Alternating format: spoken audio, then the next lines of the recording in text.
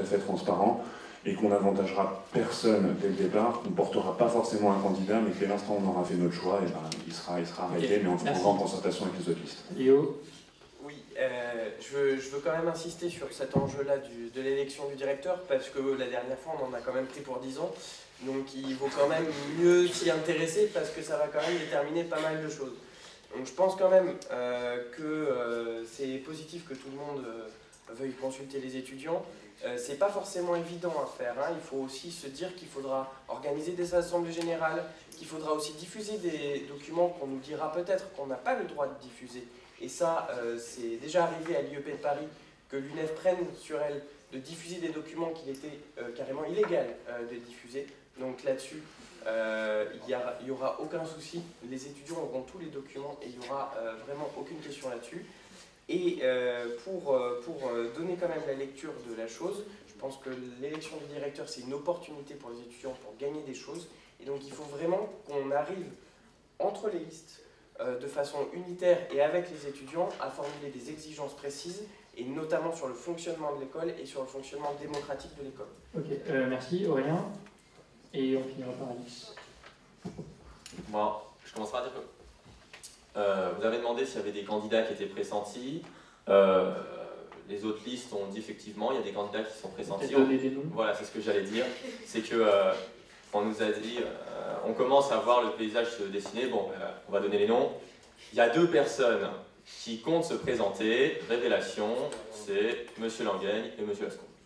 Voilà. Un petit peu de respect pour leur candidature, ils travaillent derrière, je trouve ça. C'est pas une histoire de fair play, c'est une histoire d'informer les étudiants. On a dit qu'on informait les étudiants, qu'on avait des informations. Moi, j'ai des informations, je vous les donne, c'est tout. Ok, sur la position par rapport à la consultation. Oui, c'est pas secret, je suis d'accord. On va pas polémiquer là-dessus pendant 10 minutes. Non, t'es dit, on va pas polémiquer. Non, mais c'est pas un secret, mais... On va pas polémiquer sur la question, s'il vous plaît. S'il vous plaît. On va pas polémiquer sur la question, on n'est pas là pour ça. On veut savoir ce que vous allez proposer en termes de consultation. Je revendique pas le fait qu'on s'en fiche, on donne les infos, c'est tout. Oui, d'accord, on avance. Alors, sur la question de la consultation, évidemment, on est tous d'accord pour qu'il y ait une consultation. On est tous d'accord pour que les étudiants puissent en discuter entre eux, puissent essayer d'avoir... Après, on verra bien, mais ça va être difficile. Et simplement, Sud se prononcera sans doute pas pour un des candidats, on verra, mais nous, nos critères de décision et de vote pour l'élection du directeur, c'est tout simplement notre programme. Si le directeur se prononce comme très favorable pour certains points, on peut soutenir un candidat. S'ils ne répondent pas à nos attentes, évidemment, on s'abstiendra. Merci. Alix, rapidement, s'il te plaît. Alors, juste pour revenir, je suis tout à fait d'accord sur le fait que oui, il faut qu'il y ait une transparence et qu'à partir du moment où les élus étudiants connaissent éventuellement les noms des potentiels candidats, c'est important de communiquer là-dessus. Mais à savoir que ça ne sert à rien non plus d'annoncer des choses qui ne sont pas faites ni actées, sachant que derrière, comme disait Teddy, il y a un travail, il y a des groupes de réflexion qui sont mis en place. Je suis tout à fait d'accord pour partager, mais il faut aussi pas non plus dire les choses en étant sûr de soi, alors que c'est pas forcément certain, quoi. On va mettre au conditionnel. C'est ta responsabilité. Voilà, faut garder au conditionnel, on n'est pas du tout voilà. sûr que ces candidats vont vraiment se déclarer. Les candidatures, elles sont ouvertes jusqu'au 15 janvier, donc il faut faire attention. Alors, nos propositions, je pense que je rejoins aussi les autres listes. C'est sûr qu'il faut de la transparence, il faut communiquer avec les étudiants là-dessus. Ça va peser énormément pour l'avenir de l'école, pour son image, parce que, mine de rien, le directeur, c'est aussi une sorte de visage de Sciences Po Lille vis-à-vis de l'extérieur, vis-à-vis des partenariats, vis-à-vis de tout ce qui va être fait à Sciences Po Lille au cours des prochaines années. On en a parlé déjà au dernier CA, on pensait ce qui a été fait déjà il y a 8 ans aux dernières élections, organiser un débat entre les différents candidats avec présence des étudiants en amphi ou autre. Et donc c'est pas forcément facile à organiser parce que c'est un peu compliqué. Enfin, on en a déjà parlé en CA, il va falloir qu'on voit ça entre élus étudiants après les élections, mais aussi avec le reste du conseil d'administration. Mais c'est sûr que je pense que c'est une proposition que nous on porte et je pense qu'elle est soutenue par les autres listes. Très bien, merci. On va clore ce thème parce qu'on a beaucoup de thèmes à... T'as parlé au début? Non, c'était juste pour parler sur un enjeu peut-être que chaque liste défendra pour le nouveau directeur. On va y venir au fil de la discussion. J'aimerais vous entendre sur le déménagement. Est-ce que vous avez des engagements particuliers ou quelle sera votre position au sein du CA pour rendre compte du processus de déménagement aux différents aux étudiants? Rapidement, Aurélien. On fait la liste. On va faire pour rendre compte de ce qui se passe au CA, de toute façon, donc, nous verrons, comme nous l'avons fait, comme le Sud l'a fait depuis 3 ans, tous les comptes rendus du conseil d'administration, donc tout ce qui se passe au conseil d'administration, tout ce qui sera dit, toutes les informations qu'on aura, on les donnera dès qu'on les aura. Après, sur le déménagement lui-même, nous on considère que c'est loin d'être une des priorités, que si on peut avoir des locaux qui respectent les normes de l'environnement, etc., ce qui est en train d'être fait, ce qui est a priori acté par le DRC. C'est bien. Après, sur l'action de l'emménagement, du déménagement, c'est clairement pas notre priorité. Nous, au contraire, c'est comme une priorité. On est un tournant quand même de Sciences Po Lille et il ne faudra pas le manquer. On a les moyens d'avoir des choses nouvelles, on aura un nouveau directeur. Ça fait 20 ans qu'on existe, c'est le moment de se projeter sur une nouvelle vision de Sciences Po. Et le déménagement, l'aménagement des lieux même, il devrait être pensé avec les étudiants. Ne pas laisser juste au cabinet d'architecture le soin de tout faire. On peut donner des indications. Et nous, une de nos revendications, c'est aussi de penser à rentrer dans le 21e siècle avec l'ère numérique. Non mais c'est important, ça facilite la vie de tout le monde. Il y a des nouveaux supports de cours qui peuvent arriver, c'est de nouvelles visions, une nouvelle manière de voir les cours, une nouvelle manière d'apprendre. Et ça, on doit tous se poser la question parce que tout le monde autour de nous le fait. Et c'est le moment de prendre en... D'accord. Tu as parlé de nouveaux moyens pour agir face à l'administration au niveau du CA. Quels sont ces moyens? Quelles sont les nouvelles choses que tu veux mettre en place? Alors il y a un nouveau site internet qui va sortir très bientôt. Les appels d'offres sont en train d'être étudiés. C'est quelque chose qui coûte très cher, plusieurs dizaines de milliers d'euros. Et c'est pour ça que les affranchis veulent accompagner ces investissements, quitte à rajouter quelques euros, mais pour que ce soit bien fait. Et ça, il faudra le penser très clairement pour pas que les investissements soient tout à fait inutiles. Tout le monde doit prendre en charge et en main ces outils. Léo? J'ai piqué un micro. Oui, juste rapidement sur le déménagement, je vais pas durer, je vais pas répéter ce qui a déjà été dit, on est d'accord. Par contre, ce qui est important de savoir, c'est qu'il y a un restaurant universitaire du Crous qui a été maintenu, le restaurant universitaire Châtillon, qui sera juste à côté des nouveaux locaux de l'IEP et qui a été maintenu sur la pression de l'UNEF au conseil d'administration du Crous parce qu'il était question de le fermer puisqu'il n'est absolument pas rentable aujourd'hui. Et donc on a réussi à le maintenir pour qu'il y ait un point de restauration à proximité des nouveaux locaux. Voilà. Alors pour revenir rapidement, on n'est pas du tout d'accord avec Sud sur cette question, puisque au contraire, on pense que le déménagement c'est une priorité pour une raison très simple, c'est que Sciences Po Lille a prévu son développement depuis plusieurs années dans la perspective du déménagement. Donc le déménagement qui a pris énormément de retard. Et aujourd'hui, on voit très bien, la taille des locaux elle est plus suffisante, on a des problèmes dans les salles de classe, au niveau de la taille des salles de classe, etc. On a vraiment besoin de déménager vite parce que c'est comme ça qu'a été pensé l'avenir de l'école. Après, pour les moyens pour peser dans l'accélération du déménagement, soyons très concrets, on n'en a aucun. C'est pas le CA de Sciences Po Lille qui fait un blocage, c'est pas l'administration, c'est pas la direction, c'est le budget de la région. Qui vient d'être débloqué, normalement. Il a été débloqué, l'appel d'offres a été lancé, sachant qu'on a déjà pris 2 voire 3 mois de retard sur le lancement de l'appel d'offres. Donc on est censé avoir la cérémonie de la première pierre qui se déroule en décembre, le 15 décembre. Mais voilà, l'accélération, les problèmes des travaux, on n'aura aucun... Merci Alix, on a pas beaucoup de temps, on avance. Merci Alix. Sans quoi je suis tout à fait d'accord avec ce que vient de dire Alix, c'est qu'elle a parlé notamment de la taille des salles. Et ça, c'est un truc qui est extrêmement important, étant donné que pendant la campagne, on a beaucoup parlé aux étudiants, et beaucoup des étudiants nous ont dit, par exemple, on a un problème contre l'enseignement des langues. C'est un truc qui remonte beaucoup, notamment en première et deuxième année, sur le fait que les gens s'étonnent qu'on ait 1h30 d'enseignement de langue, ou 3 heures pour certaines filières intégrées, et qui du coup, de fait, ne suffisent pas forcément dans des étudiants.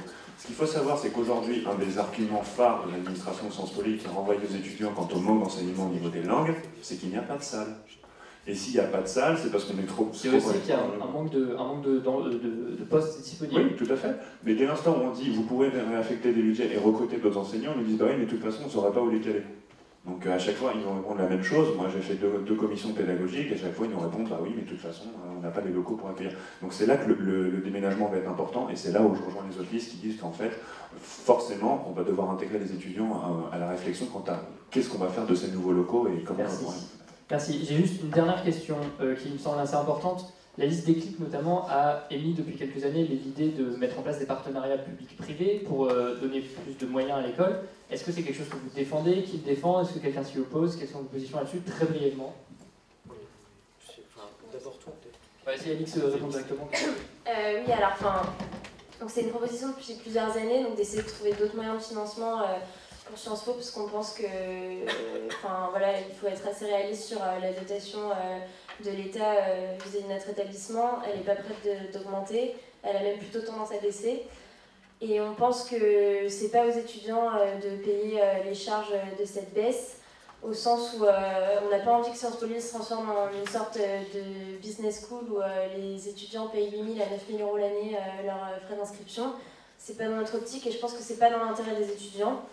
Après, la question de budget sera abordée dans le troisième temps. Ah, pardon. Et du coup, voilà, donc on est plus dans cette perspective d'essayer de faire un peu, de trouver d'autres financements. Donc à ce sujet, il y a la fondation Sciences Po Europe qui a été créée, qui permettrait donc aux IEP de province de pouvoir récolter de l'argent différemment. T'as exposé tes points? Ouais, c'est bon. On a vraiment plus de temps. Rapidement. Le budget, c'est dans le point suivant. Oui. D'accord. Bon, c'était pas clair pour moi, mais voilà. ok. Bon, je vais juste dire un truc là-dessus, c'est que les partenariats publics-privés, bon, c'est pas forcément, on n'est pas très fan, quoi, concrètement. Est-ce que vous y opposez? Ouais, plutôt quand même. D'accord. Par contre, faut se dire quand même que les sources de financement pour l'IEP, il n'y a pas que celle-là. Il y a notamment la Fondation nationale des sciences politiques qui a un magot énorme qui est en général destiné à l'IEP de Paris. Et là, pour faire pression, ça ne sera pas avec nos petits bras simplement d'étudiants à l'IEP de Lille qu'on y arrivera. C'est avec aussi une pression au niveau national de tous les IEP de province et au niveau de Sciences Po Paris. Et là, on aura besoin d'une organisation nationale. Les affranchis et Sud, vous voulez réagir, mais en 10 secondes. 10 secondes, non. Non, nous, on est évidemment favorable, il faut être pragmatique sur la question. La dotation de l'État, elle va encore baisser et on n'y peut rien. Donc oui, il faudra être ouvert à d'autres opportunités. Et c'est pas que sur le budget, c'est surtout que même être associé avec d'autres institutions, d'autres organisations, d'autres entreprises. Et ben, c'est plein d'opportunités pour les étudiants. Merci. Alors là, c'est clairement le cas dans lequel la ligne politique qu'on défend globalement s'applique. Nous sommes totalement opposés à toutes sortes de partenariats publics, privés, au moins c'est clair. On a compris. Et pour la dotation, simplement pour la dotation de l'État... On va reparler de budget, Mais on peut dire deux mots simplement, comme ça a été évoqué, donc je réponds. Pour la dotation de l'État, je suis d'accord avec l'UNEF, il faut faire pression, c'est un combat qui se fait au niveau national, et il y a des moyens de faire bouger un petit peu les choses. Par exemple, si on commence à refuser les budgets, parce que si on vote non au budget, parce qu'on considère que les dotations de l'État sont insuffisantes, déjà il y a un poids, parce que si le budget passe pas, ça pose problème. Donc si on fait ça et on fait ça dans différents IEP, ça peut marcher, et on est d'accord avec l'UNEF, c'est des luttes qu'on pourra mener ensemble, je pense. Merci, on va passer au troisième point. Ah pardon, excuse-moi, vas-y. Alors pour ce qui est de pour ce qui est de cette question des partenariats publics-privés, oui, on est en manque au niveau du budget, au niveau de la dotation de l'État. Oui, il y a un combat qui va devoir se mener nationalement avec les autres IEP. Il a déjà été commencé, il sera poursuivi cette année. Concernant les partenariats publics-privés, nous, globalement, on est pour intégrer certaines entreprises privées dans certains cadres définis et certains projets définis. On a vu notamment qu'il y a eu des conférences qui sont organisées avec Eau du Nord, bon, c'était une chaire indépendante qui l'organisait. Donc ça là-dessus, c'est des projets spécifiques dans lesquels on peut s'engager, mais en fait on peut rire de tout, mais pas avec n'importe qui. Donc il va falloir faire très attention avec qui on s'engage et dans quelles conditions on s'engage. C'est des dossiers qu'il va falloir suivre attentivement, qui va généralement s'engager et qu'il va falloir suivre. On va passer au troisième sujet, si vous voulez bien, notamment le thème de la démocratisation. J'invite ceux qui parlent à questions sociales et démocratisation.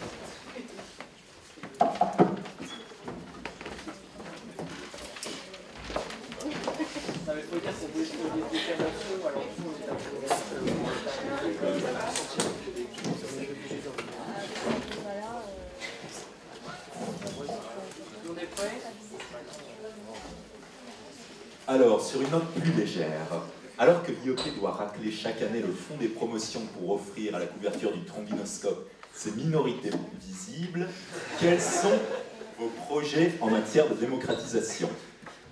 Qu'allez-vous faire contre les 30% de boursiers qui gangrènent nos rangs? Ne faudrait-il pas, par exemple, généraliser les frais d'inscription à 3 200 €?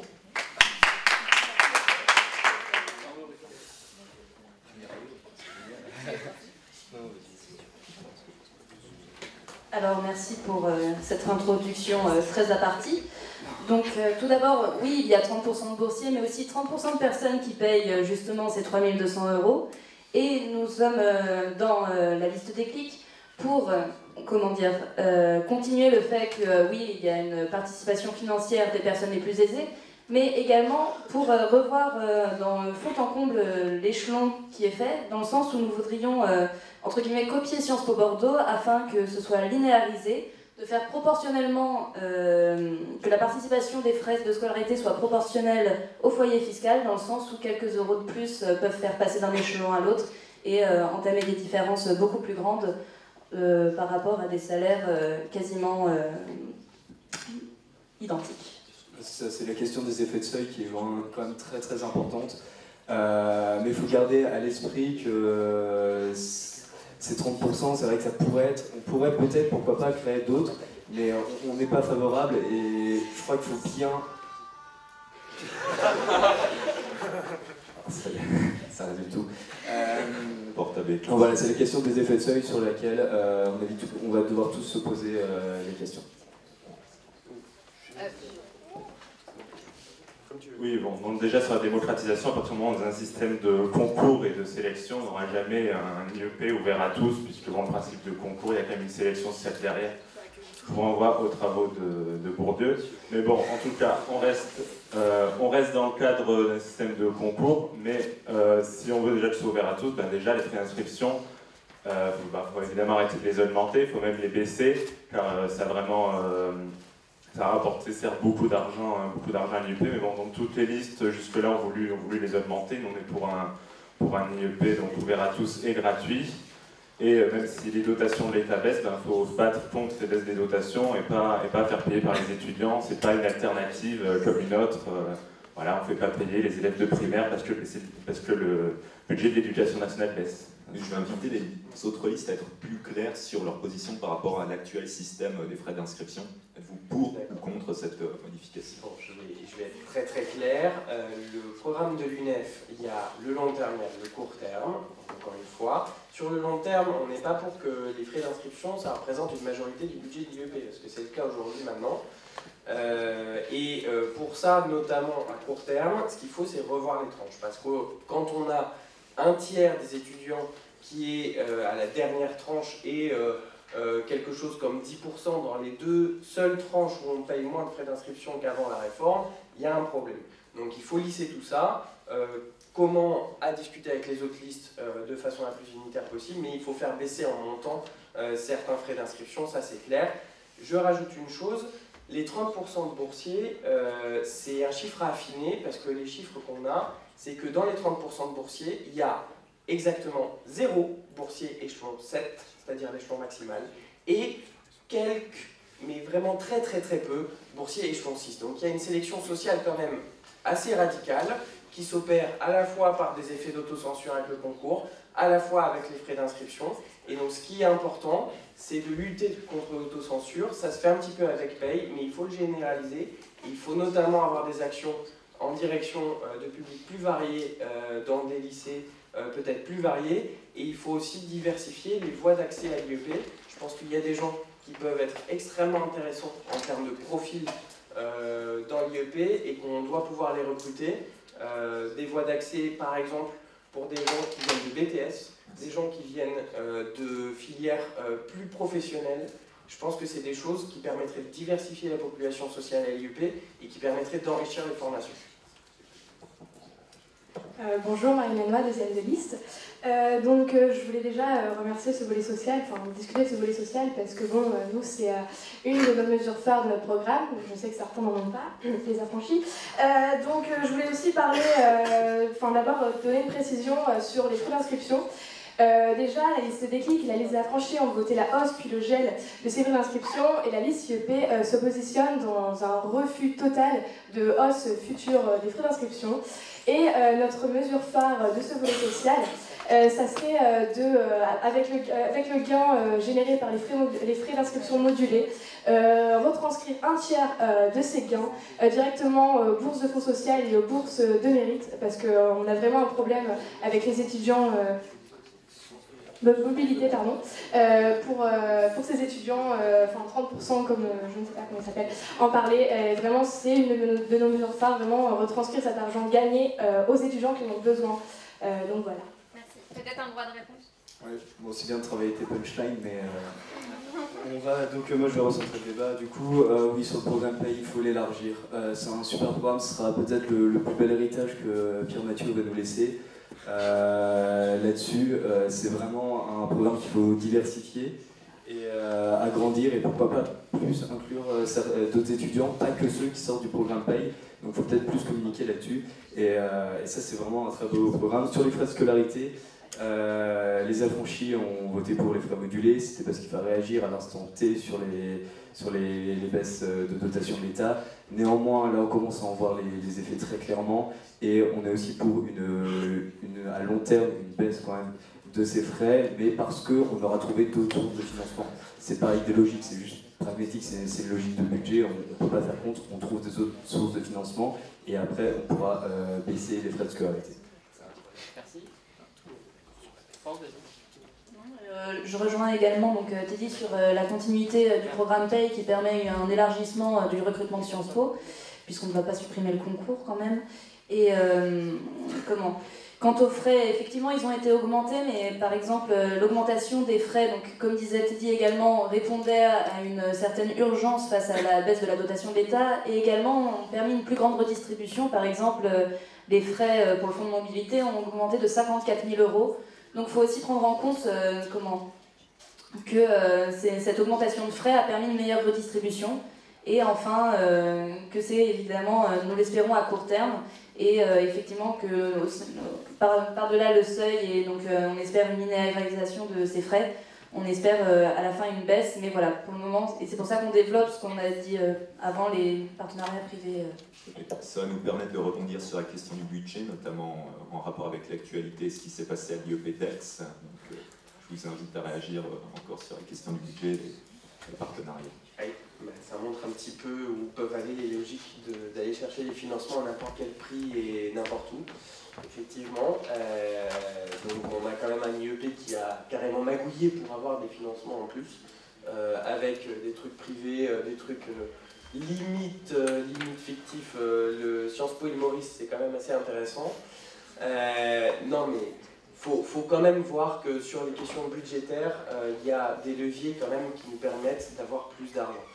C'est arrivé une fois que les élus étudiants se mettent vraiment tous ensemble pour refuser le budget.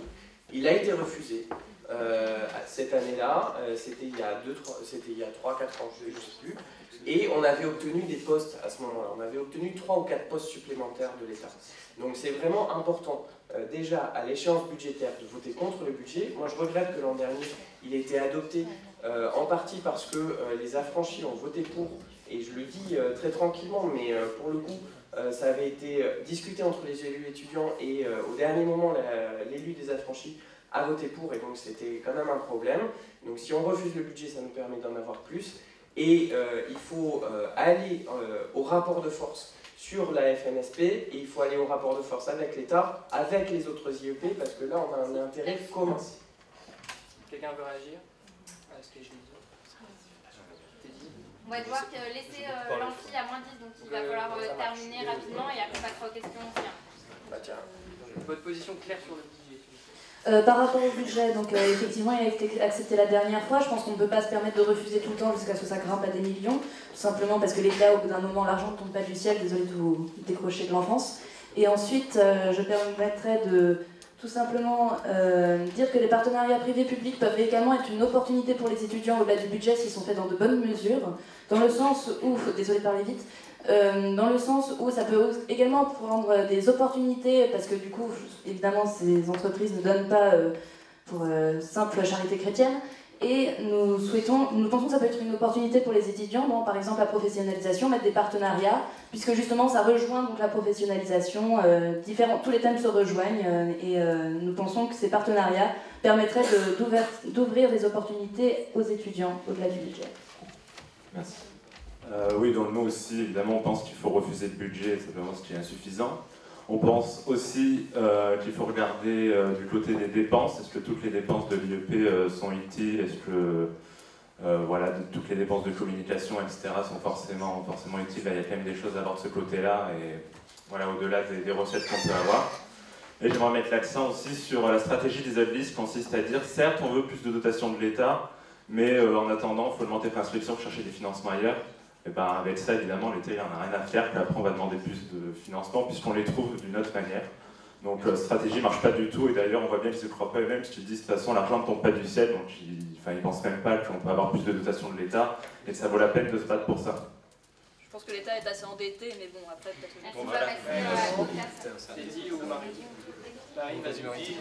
Donc moi, c'était pour revenir sur l'épisode de Aix, donc je pense que le rôle des élus étudiants, c'est notamment la transparence, expliquer vraiment le budget, ce qui s'y passe, et pour rejoindre l'idée des autres listes, c'est vraiment informer les étudiants sur le long terme, et pas seulement lorsqu'on fait le CA en disant « Tenez, le bilan est tombé là, c'était ce qui s'est passé l'année dernière », non, c'est tout au long de l'année, on va vraiment expliquer aux étudiants ce qui s'y passe et à quoi sert le budget, où il est dirigé, et je pense que vraiment toutes les listes, quelles qu'elles soient, doivent vraiment s'y mettre pour vraiment faire le relais auprès des étudiants tout au long de l'année.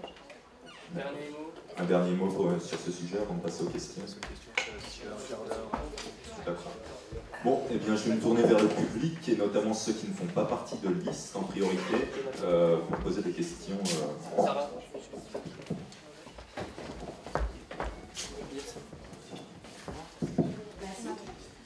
Merci pour ce débat.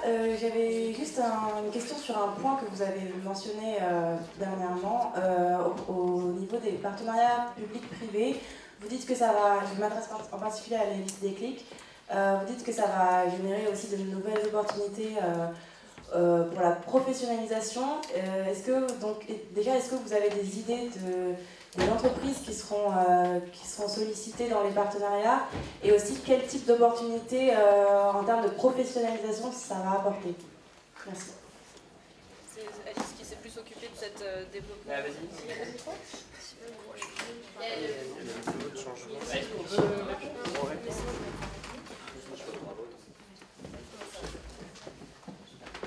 Alors, c'est sûr que c'est une question qui est un peu compliquée, puisque pour l'instant, ça n'a pas du tout forcément été mis en place à Sciences Po Lille. Donc après, nous, on ne propose pas de solution révolutionnaire, on dit juste que c'est un groupe de... il faut mettre en avant la réflexion sur ce point-là. Il faut faire attention à ce qui est mis en place, il faut faire attention à quels vont être les avantages pour l'école, quels vont être les avantages pour les étudiants, voilà, c'est encore très...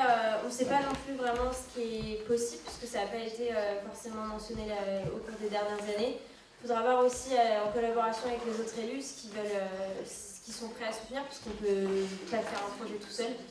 Donc voilà, c'est plus... on parle de ça dans un sens de réflexion et de mise en place d'une démarche qui pourrait nous amener à ça. On est assez réaliste, ce ne sera pas mis en place. Du coup, collaboration avec les autres élus, qu'est-ce que vous proposez particulièrement? Alors évidemment que non, on ne peut pas savoir quelles entreprises. Déjà, il faut essayer de donner un petit côté attractif à Sciences Po, leur dire que oui, on est ouvert, oui, on est prêt à faire des partenariats, mais dans des limites. Mais ça, on ne les a pas encore mis sur papier, ça se travaillera avec l'administration et surtout le nouveau directeur, voir s'il est d'accord avec ça et s'il est prêt à mettre toute son énergie pour essayer de voir un avenir sur les 10 prochaines années.